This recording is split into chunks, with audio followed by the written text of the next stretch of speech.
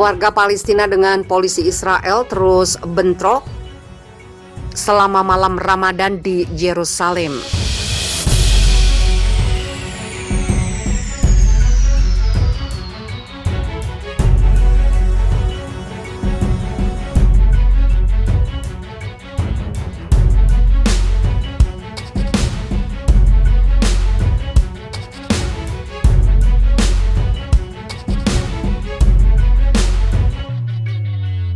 Bentrokan malam dan insiden kekerasan lainnya antara warga Palestina dan Israel di Yerusalem selama Ramadan 2021 memicu ketegangan membara di Yerusalem.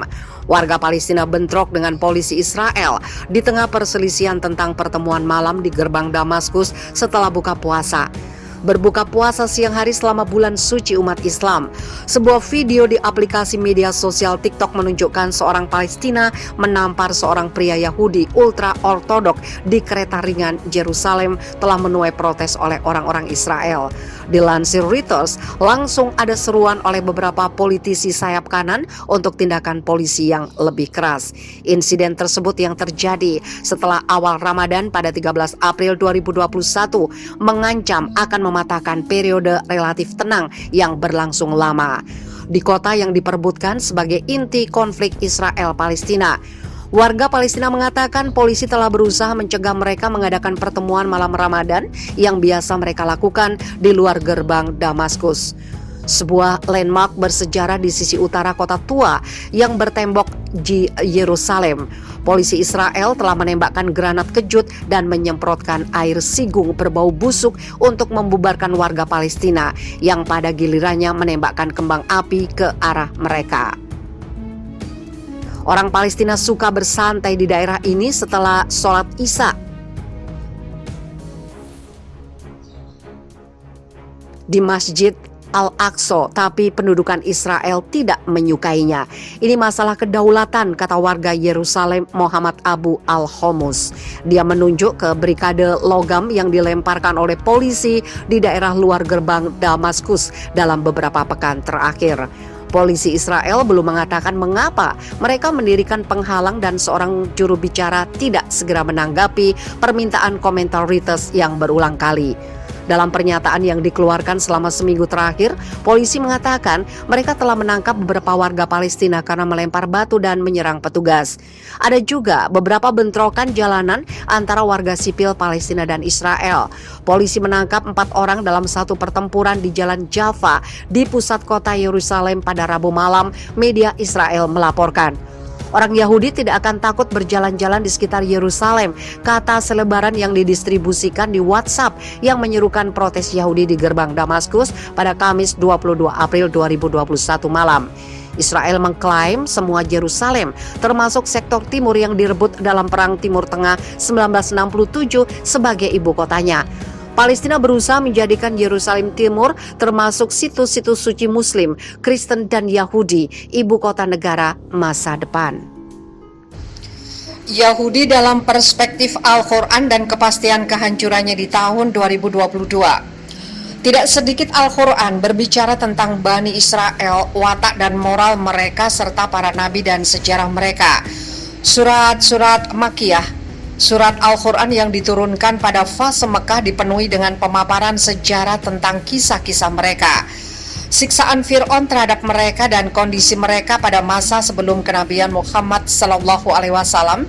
Sedangkan surah-surah Madaniyah yang diturunkan pada fase Madinah membicarakan tentang sikap mereka terhadap dakwah Islam dan kenabian baru, hakikat Yahudi dan kekufuran mereka kepada Allah, serta pembunuhan mereka terhadap para nabi dan kecintaan mereka pada kehidupan dunia. Ketika berbicara mengenai Bani Israel, Al-Quran menghubungkan antara watak dan moral Bani Israel yang hidup pada zaman Nabi Muhammad SAW dengan watak dan moral leluhur mereka yang hidup pada zaman Musa alaihissalam, Isa alaihissalam, Zakaria alaihissalam, dan nabi-nabi lainnya. Hal itu dimaksudkan untuk menjelaskan bahwa kelicikan, kedurhakaan, sikap memusuhi dakwah Islam dan ajakan tauhid yang dimiliki Bani Israel adalah warisan dari watak dan perilaku buruk nenek moyang mereka. Sejarah memaparkan orang-orang Yahudi adalah sekelompok kecil manusia dengan mitos-mitosnya yang meresahkan dunia. Al-Quran menggambarkan perilaku mereka dalam Quran Surat Al-Maidah ayat 64. Orang-orang Yahudi berkata, tangan Allah terbelenggu atau kikir, sebenarnya tangan merekalah yang dibelenggu, dan merekalah yang dilaknat disebabkan apa yang telah mereka katakan itu.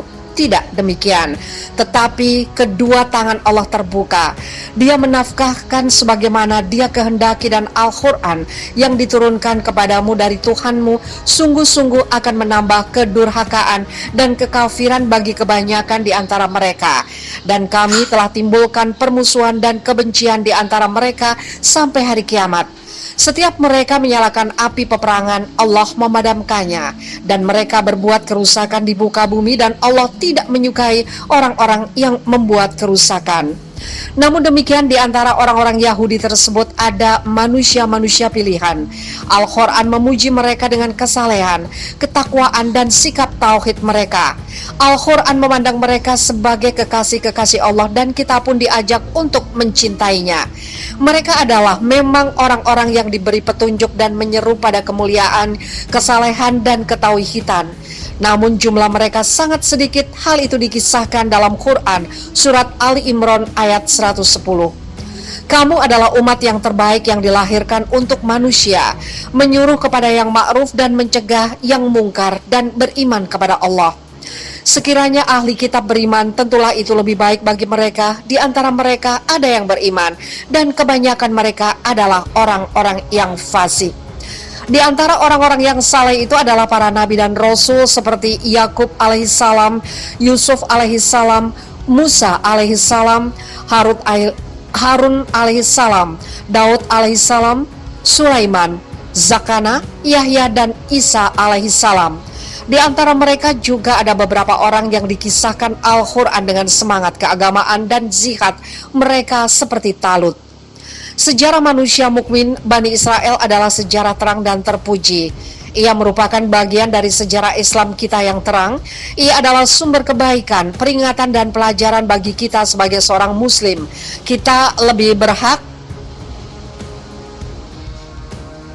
untuk dekat dengan mereka ketimbang Bani Israel sendiri, karena kita mempunyai satu tauhid keimanan yang sama.